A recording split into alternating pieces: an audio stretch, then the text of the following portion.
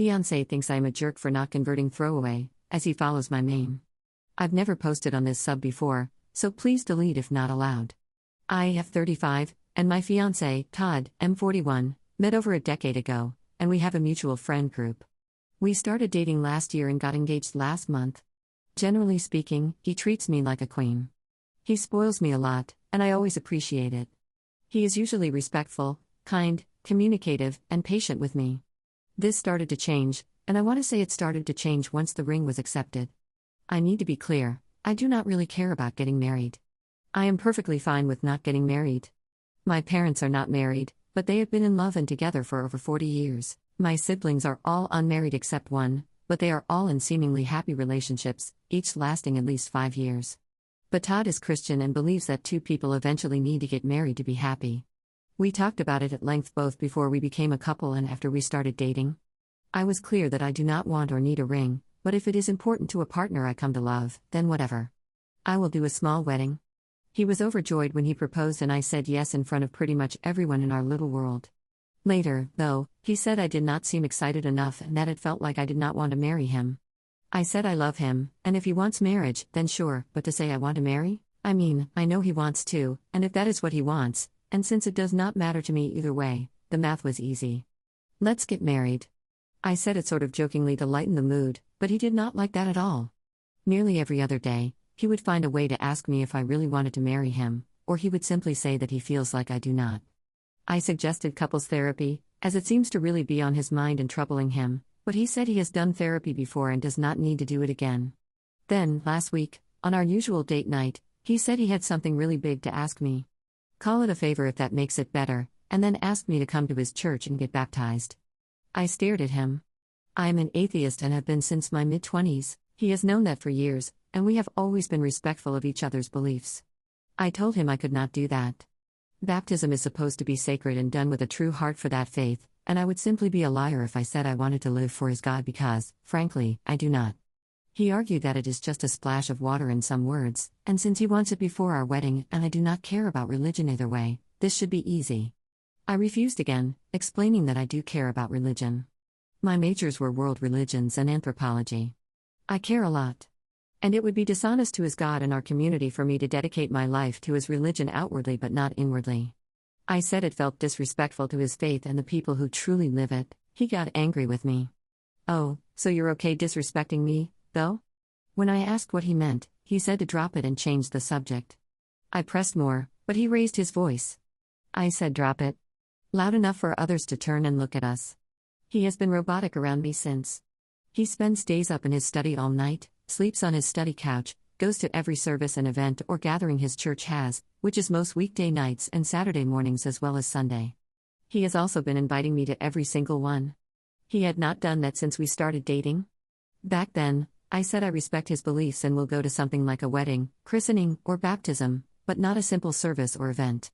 When he asked me again just a few minutes ago tonight, I reminded him of the above, and he just dropped onto our couch and sobbed. When I went over to comfort him and talk to him, he pushed me away and left, muttering something about running late for service.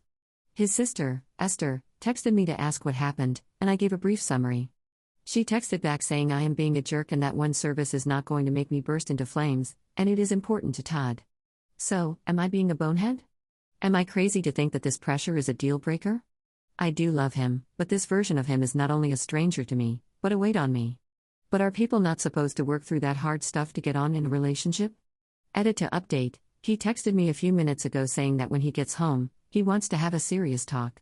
I explained that my best friend is over, so it will have to wait, and he replied, no.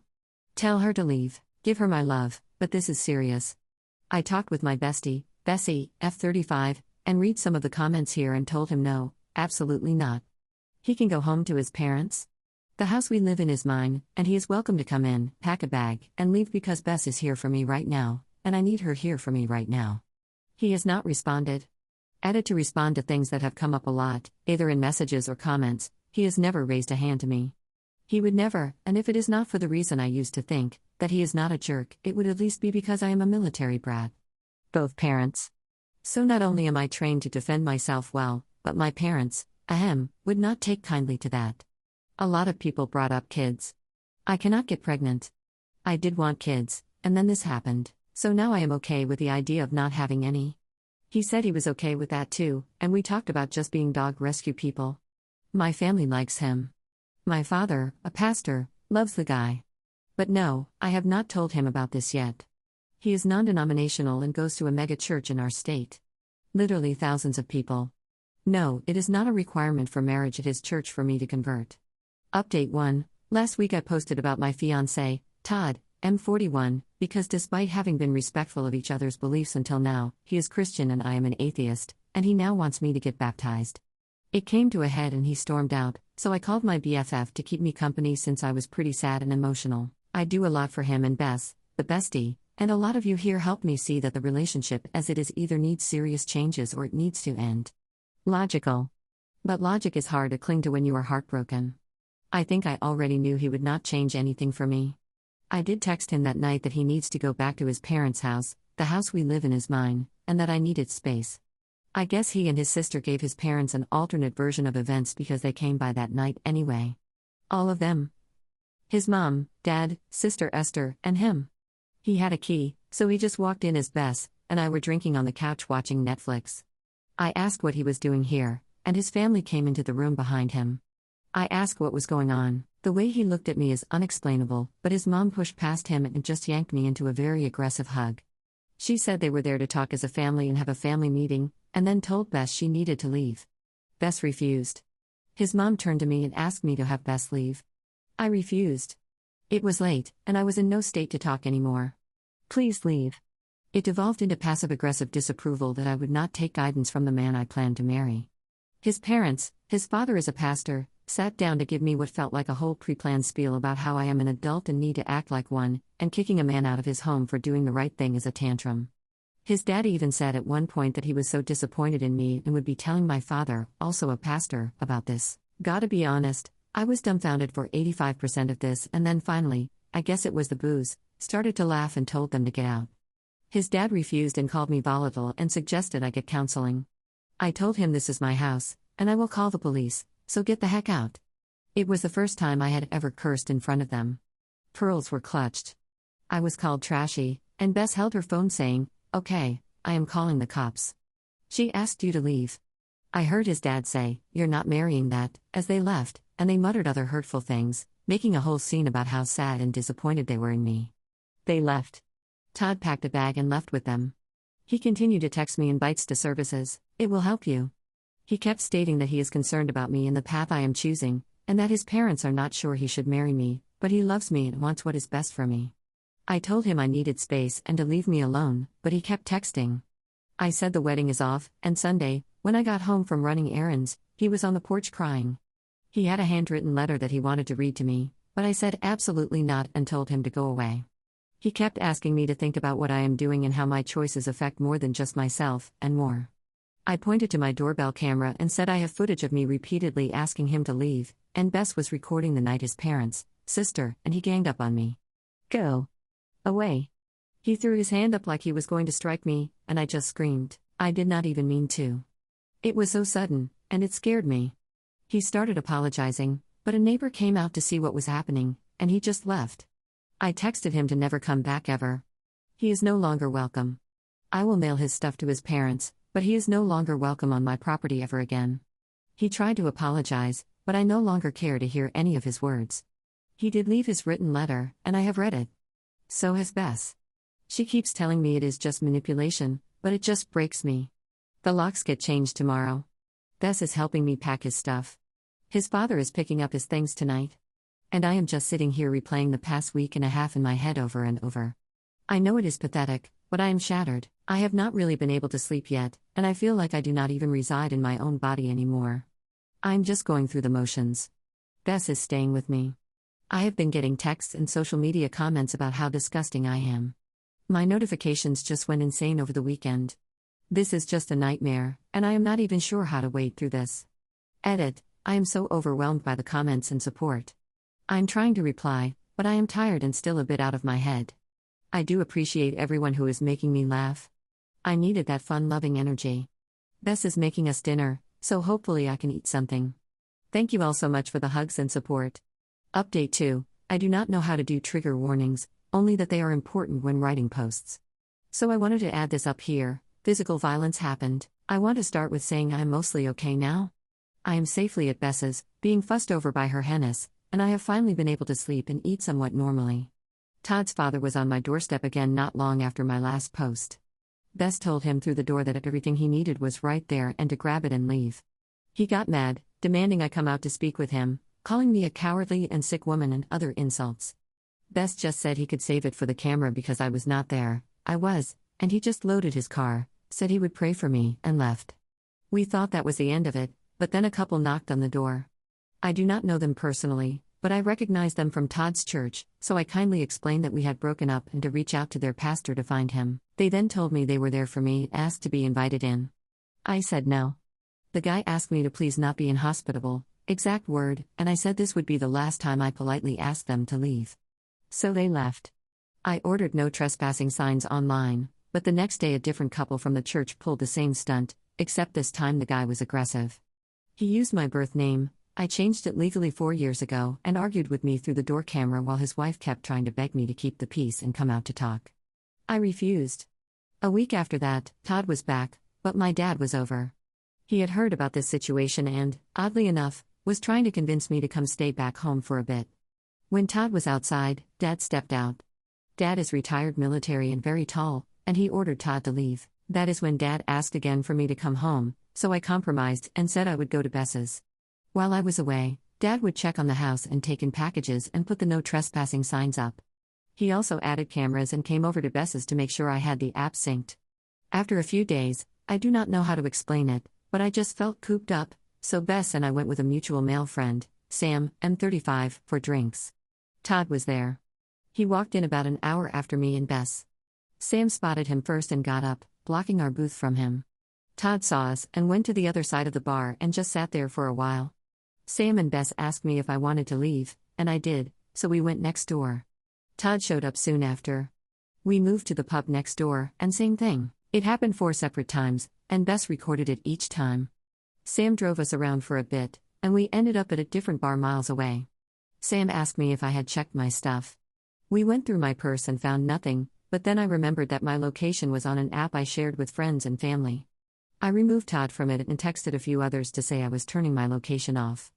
I checked my cameras, and sure enough, Todd was parked on the street right in front of my house. He stayed there for over an hour. Sam convinced me to call the police. I could see they talked with him, but the camera did not pick up audio that far out. Todd left without incident. I made a full report with recordings the next day. I was told that he did nothing illegal and that he is allowed to exist in public spaces, and that night he was on the street, not my property, so he was off the hook there too. He never approached me. He never spoke to me. He did nothing wrong. So they could make the report, but no charges were available to me. The cop who told me all this was very condescending, and he seemed to just want to be done with me, so I left. About a week later, I had recordings of him coming to the same parking spot in front of my house 4 times and just sitting there. Then, that Friday, he showed up at the bar Sam works at. Sam had him thrown out, but he refused, so Sam had him legally trespassed. When the cops came around, Todd argued that Sam is a bigot and targeting him for his faith, and that he is friends with my wife, who is atheist. He got a warning but left on his own. I have been with Bess the whole time, but now I think I have to tell my dad, as Todd is still showing up at my house. Bess is helping me find a lawyer since the police have not been taking me seriously. This is just so insane. It does not even make sense. Sam put no trespassing and no soliciting signs on my property, and I am digging into my savings to get a fence put up. I cannot believe this is my life right now. Edit, so sorry. I put up the trigger warning but edited out the violence, I think subconsciously because I did not want to upset anyone. When Todd came around one time, a neighbor of mine who knows what has been happening went up and told him I do not want him there and asked him to leave. Todd shoved her to the ground and raised a fist like he was going to strike her, but then drove off. I have the footage and sent it to her in case she wants to press charges. Final update, posting on my own account for anyone who cares. It has been a minute. I almost did not update because most updates I see are either the best or the worst, and I did not want to disappoint anyone. But therapy, time, and a chosen family helped me realize, screw that. I should be proud of my journey, and I am. I'm doing this on the move, so sorry if it is jumbled. It has been a little over a year now since my last update, and I honestly never thought I would come back here again. For a while, I could not even look at this account without feeling physically sick.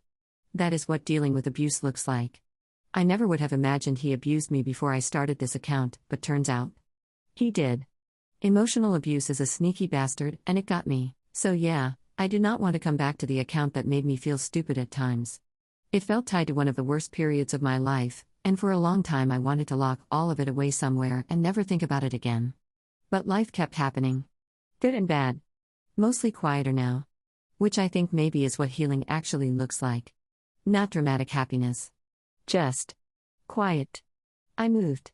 Not immediately after everything happened, but eventually. I realized I was spending more time staring at camera notifications and checking parking lots than actually living.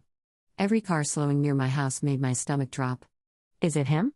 A friend? A member of the church? It was hard. Every knock at the door felt like my body was preparing for impact, when usually it was just a food delivery. I was exhausted all the time from being scared without realizing my exhaustion. So I rented the house out. Ironically, my renters are probably the most self-sufficient people alive. They are older veterans, and within the first month they texted me things like, "Fix the sink. Here are pictures. Don't worry about reimbursement." They once repaired part of the fence before I even knew there was a fence issue. They know the history. They know why the cameras are there. They were completely unfazed by it all, which honestly helped me calm down too. My dad still checks on the property sometimes because I think retirement has him inventing side quests for himself. Speaking of him, apparently my father has secretly been a successful romance novelist for years. I wish I was kidding. This man spent my childhood acting like technology was an elaborate government trap, and now I find out he has apparently written multiple religious romance and historical romance novels under pen names. My siblings and I found out because one of his books got recommended in a church women's Facebook group, and the pen name in question was easy to figure out when you were in said family. Anyway, he is retiring soon and honestly seems peaceful in a way I have not seen before. Less stern pastor dad and more man who wants tomatoes in his garden and to email you blurry bird photos. I happen to enjoy gardening, so I have been helping every couple of weeks, and it has produced a lot of produce I do not buy anymore. I just grow it. I guess he is the family community garden now. As for Bess, she is okay, thankfully, but she ended up moving out of the country after she was targeted in a hate crime. I am not sharing details because it is her story, not mine, but it shook both of us badly. I supported her leaving completely. I miss her all the time, but we still talk constantly and play games online together almost every week. Distance somehow has not changed her ability to aggressively mother hen me through a headset. Did you drink water? Did you eat? You sound tired. Why are you awake at 2 a.m.? Sometimes I think if she could physically emerge from Discord like a ghost and hand me soup, she would. Andrea, the neighbor Todd shoved, did initially want to press charges. I gave her all the footage I had. But she moved not long after, and we eventually lost touch outside of occasional holiday messages. I honestly do not know what came of it legally after that. I still feel guilty when I think about her getting dragged into my mess just because she tried to help me. And Todd. I know people will ask. I have not spoken to him directly in a very long time. But there was one thing. Before I moved, I still had access to an old social media or business account I used to help manage for his side business. I cannot really explain more without making myself wildly identifiable, but I forgot I even still had access until one day I got tagged in notifications. And there it was. An announcement post. Very polished. Very church approved. Very God's plan. Todd had apparently married a woman from another church family only a few months after my last update, which was already enough to make me stare at the screen for a full minute like, what in the Hallmark Channel is this? But then the announcement mentioned they had been quietly courting for nearly 2 years. 2 years. I actually laughed out loud when I read it because, at that point, if I did not laugh, I think I would have evaporated into atoms. Sir. You were in my house crying about baptism. What do you mean 2 years? He is also apparently an assistant pastor now, which somehow feels both shocking and exactly where this was always heading. It bothered me at first in a way I cannot fully explain. Not jealousy. More like that surreal feeling when someone who traumatized you gets absorbed back into community life seamlessly while you are still trying to remember how to sleep normally. But honestly? That feeling slowly died. I do not spend my days angry anymore. Mostly, I just feel distant from that entire chapter of my life. Like it happened to another version of me. I am seeing someone now, very casually and very slowly. We have only been together a couple of months, and we are intentionally taking our time. No rushing. No merging lives overnight. No dramatic forever promises. Just honesty. Quiet. Consistency. Turns out I value consistency a lot now. Who knew, right?